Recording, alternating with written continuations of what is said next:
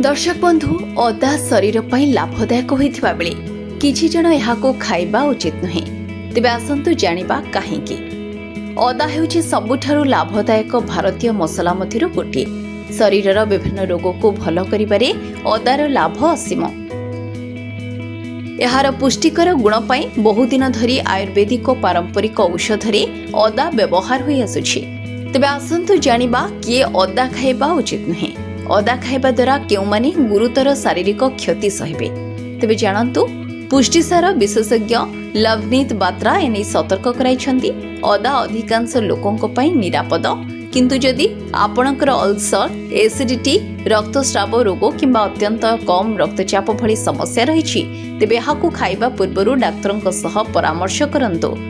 साधारणतः अदा सेवन को बांती कमाइबा पई प्रभावशाली बोली विवेचना करा जाय, किंतु किछि लोकंक ठारे एहा विपरीत प्रभाव पकाई पारे। अधिक परिमाण में अदा खाइबा द्वारा बांती एवं झाड़ा होई पारे। किछि औषध सह अदा सेवन कले मध्य पाचन समस्या होई पारे।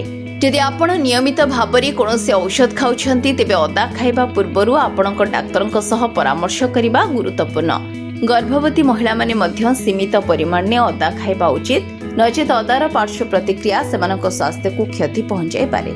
अदारे थिबा किछि यौगिक शरीर रे रक्त जमाट बांधिबा को रोकी थाए, किंतु जदि आपण रक्त पतला करिबा औषध खाउछंती तेबे अदा खाइबा पूर्वरु आपणकु डाक्टरंक सह परामर्श करि नेबा उचित। Bureau report, RCN Odia.